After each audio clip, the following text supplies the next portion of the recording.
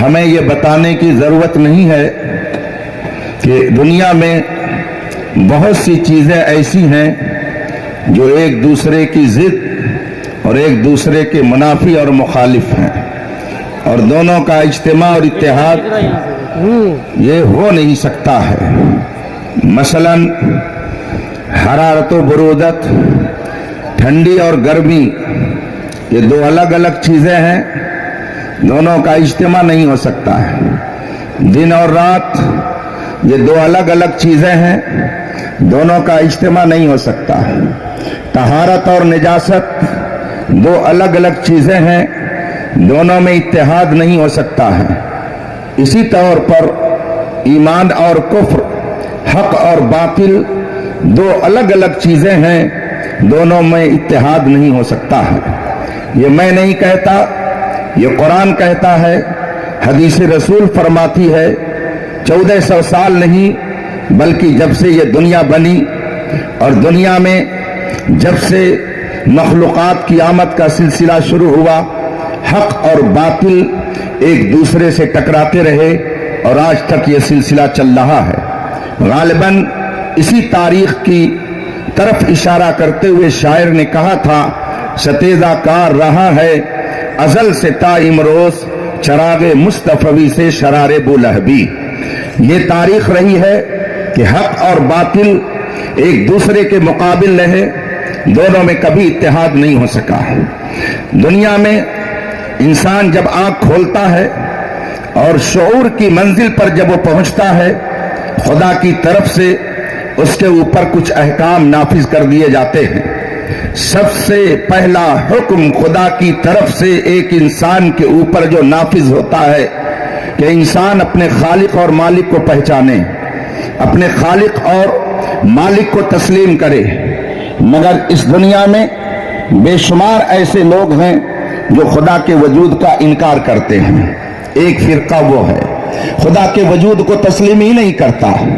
قرآن کریم نے ایسے لوگوں کی تردید فرمائی اور 30 پارے میں متعدد جگہوں پر آپ پڑھیں گے کہ اللہ تبارک و تعالیٰ نے منکرین خدا اور ایسے دہریہ لوگوں کی سرکوبی فرمائی اور ان کی تردید کی، اور بے شمار دلائل کے ذریعہ یہ ثابت کیا گیا کہ خدا ہے، وہ ایک ذات ہے جس نے اس کائنات کو بنایا ہے۔ آپ نے بہت سارے واقعات اس طرح کے سنے ہوں گے کہ منکرین خدا نے اہل اسلام کو چیلنج کیا، علماء نے ان کا جواب دیا، ان کی سرکوبی فرمائی۔ تاریخ کے اوراق آپ پڑھ لیجئے، آپ کو اس حقیقت سے آگاہی ہو جائے گی۔ ایک فرقہ پیدا ہوا خدا کے وجود کے انکار کرنے والوں کا، قرآن نے ان کا رد کیا، قرآن نے ان کی تردید فرمائی اور ان کے ذہن کو کھولنے کے لیے مثالوں کو پیش کیا۔ جگہ جگہ قرآن کریم میں آپ کو ایسی آیات ملیں گی جن کے ذریعہ خدا کے وجود کو ثابت کیا گیا ہے۔ زمین اور آسمان، کائنات کا ذرہ ذرہ یہ خدا کے وجود کی گواہی اور شہادت دے رہا ہے۔ اس کو دیکھیں، قرآن کریم 29ویں پارے میں ایک جگہ فرماتا ہے، زمین اور آسمان کو دیکھ لو، فرجع البصر ہل تری من فطور، پھر سے نظر اٹھا کر کے دیکھ، آسمان میں غور کر، خدا کے وجود کا تمہیں پتہ چل جائے گا۔ مگر نہ جانے کتنی صدیوں سے آج تک ایک فرقہ ایسا پایا جاتا ہے جو خدا کے وجود کا انکار کرتا ہے۔ قرآن کریم نے اس فرقے کا رد فرمایا، ایسے فرقے کی تردید فرمائی۔ ایک طبقہ ایسا پایا جاتا ہے جو خدا کے وجود کو تسلیم کرتا ہے، مگر اسی کے ساتھ ساتھ وہ دوسروں کو بھی خدا مانتا ہے۔ قرآن کریم نے ایسے فرقوں کی بھی تردید فرمائی۔ ایک مقام پہ قرآن کریم میں فرمایا گیا، وَلَئِن سَأَلْتَهُم مَّنْ خَلَقَ السَّمَاوَاتِ وَالْأَرْضَ لَيَقُولُنَّ اللَّهُ، اگر ان سے پوچھو کہ زمین اور آسمانوں کو کس نے بنایا تو یہ ضرور کہیں گے کہ خدا نے بنایا۔ تو خدا کے وجود کو وہ تسلیم کرتے ہیں، مگر اس کے باوجود دوسروں کو بھی شریک ٹھہراتے ہیں۔ ایسے لوگوں کی بھی قرآن کریم نے تردید فرمائی۔ رسول پاک صلی اللہ علیہ وسلم نے انہی مشرکین کو سمجھایا اور ان کے ذہن و دماغ میں توحید کا سبق بٹھانے کے لیے آپ نے اپنی پوری ظاہری زندگی کو صرف فرمایا، باطل فرقوں کا رد فرمایا۔ پھر ایک طبقہ ایسا پیدا ہوا جس نے چند انبیاء کی نبوتوں کو تسلیم کیا، بقیہ کا انکار کیا۔ اگر اس کی تفصیل میں آپ جائیں گے تو 1-2 گھنٹہ نہیں، صبح تک کا وقت بھی ناکافی ہو جائے گا۔ ایک طبقہ اس وقت پایا جاتا ہے جو صرف حضرت عیسیٰ علیہ الصلوۃ والتسلیم کو نبی تسلیم کرتا ہے، مگر ساتھ ہی ساتھ ان کو خدا بھی کہتا ہے، خدا کا بیٹا بھی کہتا ہے۔ ایک طبقہ ایسا ہے جسے ہم یہودی کہتے ہیں، یہ حضرت موسیٰ علیہ الصلوۃ والتسلیم کی نبوت کو تسلیم کرتا ہے، ہمارے آقا و مولا صلی اللہ علیہ وسلم کی نبوت کا انکار کرتا۔ ایسے فرقوں کی بھی تردید قرآن کریم نے فرمائی۔ میں اس لیے ان کا اجمالاً ذکر کر رہا ہوں کہ اگر آج باطل فرقوں کی کوئی تردید کرتا ہے تو بہت سارے well up to date liberal قسم کے مسلمان جو اپنے آپ کو جمہوری مسلمان کہتے ہیں، وہ کہتے ہیں کہ یہ فتنہ پھیلاتے ہیں۔ اگر باطل فرقوں کی تردید کوئی عالم ربانی کرتا ہے تو لوگ کہتے ہیں یہ فتنہ پھیلاتے ہیں۔ تو میں انہیں بتانا چاہتا ہوں، باطل کی تردید، غلط باتوں کا رد کرنا یہ فتنہ نہیں ہے، یہ سنت خداوندی ہے، یہ قرآن کریم کا طریقہ ہے۔ اگر حق اور باطل کے درمیان امتیاز نہ پیدا کیا گیا ہوتا تو آج کلمہ پڑھنے والے دنیا کے اندر نہیں پائے جاتے، ہر طرف کفر و شرک کا اندھیرا ہوتا۔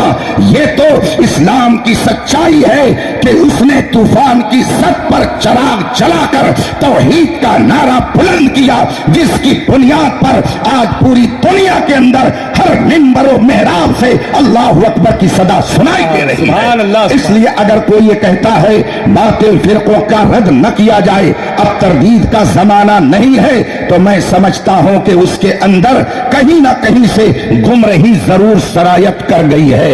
باطل فرقے کا رد کرنا قرآن سے سیکھیے۔ قرآن کریم فرماتا ہے ادعو الی سبیل ربک بالحکمہ والموعظۃ الحسنہ وجادلہم باللتی ہی احسن۔ انہیں بلاؤ، انہیں دعوت دو حکمت سے، پختہ دلیلوں سے، مگر ساتھ ہی ساتھ فرمایا گیا وجادلہم، ان سے مجادلہ بھی کرو۔ اگر ضرورت پڑ جائے تو ان سے مجادلہ کر کے اپنی بات کو، اپنی سچائی کو ان کے سامنے سلیقے سے رکھو۔ یہ قرآن ہمیں کہتا ہے، بتاتا ہے، بلکہ قرآن کریم کی متعدد آیتوں میں فرمایا گیا۔ ایک آیت جس کی میں نے تلاوت کی، رب قدیر ارشاد فرماتا ہے کنتم خیر امہ، تم سب سے بہترین امت ہو ان تمام امتوں میں جو اس دنیا میں بھیجی گئی۔ آگے بہتر ہونے کی وجہ بتائی جا رہی ہے، تأمرون بالمعروف وتنہون عن المنکر، تم بہترین امت ہو اس لیے کہ لوگوں کو نیکیوں کا تم حکم دیتے ہو اور برائیوں سے روکتے ہو۔ اس کا مطلب یہ ہوا اچھائیوں کی دعوت دینا، اچھائیوں کی تبلیغ کرنا، یہ قرآن نے ہمیں بتایا ہے۔ اور باطل کا رد کرنا، منکرات کی تردید کرنا، برائیوں سے روکنے کا بھی اللہ تبارک و تعالی نے ہمیں ہنر سکھایا ہے اور حکم دیا ہے کہ اگر تمہارے درمیان باطل پھیلنے لگے تو تمہیں کیا کرنا چاہیے۔ قرآن کریم کے علاوہ میں ایک حدیث پیش کرتا ہوں، علماء ربانیین کا جم گٹھا ہے، حضور تاج الشریعہ کا فیضان لینے کے لیے آپ لوگ آئے ہوئے ہیں، اور اس میں آنے کا مقصد حضور تاج الشریعہ کا یہ پیغام یہاں سے لے کر کے جائیے کہ زندگی یہ نہیں ہے کسی کے لیے، زندگی ہے نبی کی، نبی کے لیے نہ سمجھ مرتا ہے، زندگی کے لیے جینا مرنا ہے سب کچھ نبی کے لیے۔ رسول کریم صلی اللہ علیہ وسلم نے ارشاد فرمایا من رأى منكم منكرا فليغيره بيده فإن لم يستطع فبلسانه فإن لم يستطع فبقلبه وذلك أضعف الإيمان۔ رسول پاک فرماتے ہیں اگر تم میں سے کوئی برائی دیکھے فليغيره بيده تو اپنے ہاتھ سے اس کو روکے، اور اگر ہاتھ سے نہ روک سکے، عرفان صاحب ہاتھ سے روکنے کی آپ کوشش مت کیجیے گا، گڑبڑ ہو جائے گا، تو تم میں سے جو کوئی برائی دیکھے تو ہاتھ سے روکے، اور اگر ہاتھ سے روکنے کی استطاعت نہ رکھتا ہو تو اپنی زبان سے اس کی برائی کو بیان کر دے، اور اگر زبان سے بھی برا کہنے کی استطاعت اس کے اندر نہ ہو تو اپنے دل کے اندر برا جانے، وذالک اضعف الایمان، اور یہ سب سے کمزور درجے کا ایمان ہے۔ اس سے پتہ چلا. رسول پاک کی حدیث نے بیان کر دیا کہ اگر برائی ہو تو جتنی استطاعت اور طاقت ہو اس کے مطابق برائیوں کا خاتمہ کیا جائے گا, روکا جائے گا. اور علماء کی ذمہ داری تو اور زیادہ حدیث پاک میں بتا دی گئی ہے. چنانچہ رسول پاک ارشاد فرماتے ہیں اذا ظہرت الفتن او البدع فلیظہر العالم علمہ فمن لم يفعل عند ذلك فعلیہ لعنۃ اللہ والملائکہ والناس اجمعین لا يقبل اللہ منہ صرفا ولا عدلا. رسول پاک فرماتے ہیں جب گمراہی پھیلنے لگے, بدعتیں پھیلنے لگے, بدعقیدگی پھیلنے لگے, فتنے پھیلنے لگے, تو عالم کے اوپر لازم ہو جاتا ہے کہ وہ اپنے علم کا اظہار کرے, علم کے ذریعہ اس بدعت کا خاتمہ کرے, اپنے علم کے ذریعہ فتنے کی سرکوبی کرے, اپنے علم کے ذریعہ لوگوں کے ایمان کی حفاظت کرے. ومن لم يفعل عند ذلك, اور فتنے پھیل رہے ہوں, خانقاہ میں بیٹھے ہوئے ہوں, بدعتیں پھیل رہی ہوں, درسگاہ میں بیٹھے ہوئے ہیں, اب کام تردید کا نہیں ہے, اب کام لوگوں کے درمیان جا کر کے حق اور باطل کو ممتاز کرنے کا نہیں ہے. درسگاہ میں بیٹھ کر کے پڑھاؤ, یہ بھی بہت بڑا کام ہے. مرید کر لو, یہ بھی بہت بڑا کام ہے. کیا ضرورت ہے ہمیں جا کر کے اوکھلی میں سر ڈالنے کی, کیا ضرورت ہے کسی کے سامنے جا کر کے برا بننے کی. اسی مزاج نے آج دنیا بھر میں صلح کلیت کو جنم دے دیا ہے. لوگ یہ سمجھتے ہیں اگر ہم فلاں کے خلاف کہیں گے فلاں ہمارا مخالف ہو جائے گا, ہمیں گالیاں دے گا, ہمیں نہ جانے کیا کیا کہے گا. لیکن یہ تر امتیاز ہے خاندان امام احمد رضا کا کہ 200 سال سے دوسرے باطل فرقوں کی گالیاں تو سن لیا, مگر رسول پاک کی عظمت پر آج آئے یہ کبھی اس خانوادے کو گوارا نہیں. نعرہ تکبیر, نعرہ رسالت, مسلک اعلی حضرت اسے تاج الشریعہ, خلیفہ حضور تاج الشریعہ, حضور قائد ملت, حضور محدث کریم اعلی حضرت کے والد ماجد علامہ خاتم المحققین نقی علی خان رحمت اللہ تعالی علیہ, ان کے والد ماجد امام العلماء علامہ رضا علی خان رحمت اللہ تعالی علیہ, جنہوں نے بریلی شریف میں بساط افتاء بچھائی, درسگاہ افتاء لگائی, اور فتویٰ نویسی کا آغاز خاندان امام احمد رضا سے شروع ہوا. آج سے تقریباً 200 سال پہلے کی بات ہے جب امام العلماء علامہ رضا علی خان علیہ رحمت و رضوان نے اس کام کی طرف توجہ فرمائی. پھر آپ کے شہزادے علامہ نقی علی خان علیہ رحمت و رضوان نے ایسا زبردست کام انجام دیا. میں اس کی تفصیل میں نہیں جانا چاہتا, صرف 2 کتابوں کا نام لے رہا ہوں. اس زمانے میں بھی قیام اور میلاد کے منکر پائے جا رہے تھے, اور وہ انکار کر رہے تھے کہ میلاد نہیں کرنی چاہیے, میلاد کرنا بدعت ہے, قیام نہیں کرنا چاہیے, قیام کرنا بدعت ہے. اعلیٰ حضرت کے والد ماجد علامہ نقی علی خان علیہ رحمت و رضوان نے ایسے باطل فرقے کی تردید میں ایک کتاب لکھی جس کا نام ہے اذاقۃ الآثام لمانع المولد والقیام. یہ کتاب تقریباً 200 سال پہلے لکھی گئی, مگر آج تک پوری دیوبندیت اس کا جواب دینے سے عاجز ہے. آپ نے دوسری کتاب لکھی قمع المبانی, اعلیٰ حضرت علامہ امام احمد رضا رضی اللہ تعالیٰ عنہ کے والد ماجد علامہ نقی علی خان علیہ رحمت و رضوان کی وہ دوسری کتاب جس کا نام ہے لبمان الفساد, بڑی مشہور کتاب ہے. اس میں آپ نے اصول بیان کیے. اس کتاب کو پڑھنے کے بعد اصول الرشاد لقمع مبانی الفساد. آج کل بہت سارے لوگ کہتے ہیں کہ مولانا احمد رضا ایک مولوی تھے. میں اعلیٰ حضرت کی بات کیا کروں. اعلیٰ حضرت کے والد ماجد علامہ نقی علی خان رحمت اللہ علیہ نے یہ جو کتاب لکھی ہے, اگر اسی کتاب کو لوگ سمجھ لیں تو مان لیا جائے گا کہ واقعی وہ علم والے ہیں. ایسی زبردست کتاب باطل کی تردید میں انہوں نے لکھی. جب اعلیٰ حضرت کا دور آیا تو آپ کو تو رب قدیر نے وہ کمالات, وہ خوبیاں عطا فرمائی کہ دنیا کہہ رہی ہے وادی رضا کی کوئی ہے، ہمالیہ رضا کا ہے، یہ سندھ دیکھیے وہ علاقہ رضا کا ہے.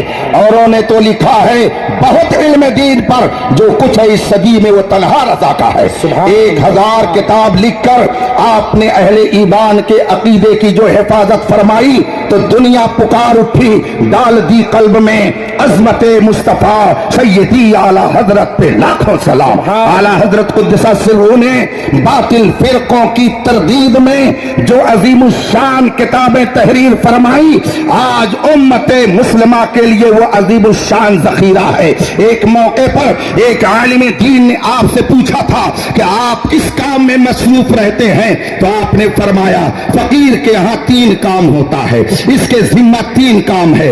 ایک کام ہے فتویٰ نویسی، دوسرا کام ہے تصنیف و تعلیف، اور تیسرا کام ہے باطل وہابیت کا رد کرنا. یہ اعلیٰ حضرت نے فرمایا یہ 3 کام یہاں سے کیے جاتے ہیں. خدا کا شکر ہے اعلیٰ حضرت کو یہ کام خود اپنی طبیعت کی وجہ سے کرنے کے لیے کسی نے نہیں ابھارا تھا. فرماتے ہیں یہ کام بارگاہ مصطفیٰ سے ہمیں دیا گیا ہے. گویا باطل فرقے کا رد کرنا امام احمد رضا کے خاندان میں یہ رسول پاک کے حکم سے آیا ہے، اور اللہ کا کرم ہے کہ اعلیٰ حضرت کے بعد حجت الاسلام، مفتی اعظم، مفسر اعظم، اور پھر میرے مرشد گرامی آقائے نعمت وارث علوم اعلیٰ حضرت حضور تاج الشریعہ علامہ اختر رضا ازہری علیہ رحمت و رضوان نے اس کام کو اس خوبی سے انجام دیا کہ دنیا پکار اٹھی.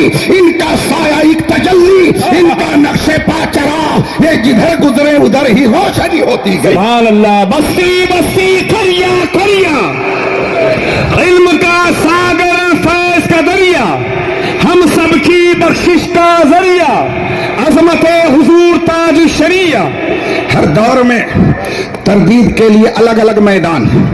ظاہر سی بات ہے اس وقت فرقہ معتزلہ جب بظاہر ہے نہیں تو اس کے رد پر زور صرف کرنے کا کیا معنی؟ جو فرقہ جس دور میں موجود ہوتا ہے عالم ربانی اس کا زیادہ رد کرتا ہے. حضور تاج الشریعہ کا یہ دور ہے. اس دور میں کیسے کیسے فتنے پیدا ہوئے آپ اس کو اچھی طرح سے جانتے ہیں، مگر حضور تاج الشریعہ علیہ رحمت و رضوان نے اس فقیر سے متعدد بار فرمایا 2 فتنے اس وقت بہت ہی اہم ہیں. ایک فتنہ رافضیت اور ایک فتنہ صلح کلیت. ان دونوں فتنوں کے بارے میں حضور تاج الشریعہ نے اپنی تشویش کا اظہار کیا. آج ہم یہ دیکھ رہے ہیں گاؤں گاؤں رافضیت پھیل رہی ہے. صلح کلیت کا حال یہ ہے کہ وہ خانقاہ میں گھس گئی، درسگاہ میں گھس گئی، پیروں کے دل و دماغ میں گھس گئی، اور تصوف کا ایک بہترین نام دے کر کے لوگوں کو اس کی طرف مائل کیا گیا، اور یہ ذہن دیا جا رہا ہے ہم صوفی ہیں، ہم کسی کو کچھ نہیں کہتے، ہم کسی کی مخالفت نہیں کرتے. اس طریقے سے آج نہ جانے کتنی خانقاہیں صلح کلیت کی گود میں چلی گئی. اے میرے مرشد تاج الشریعہ، آپ کی تربت پر رحمت و نور کی ہزاروں بارش ہو کہ آپ نے صلح کلیت کی تردید میں اپنی زبان کو جس طرح سے چلایا اس کا نتیجہ ہے کہ ہمارا ایمان چمکتا اور دمکتا دکھائی دے.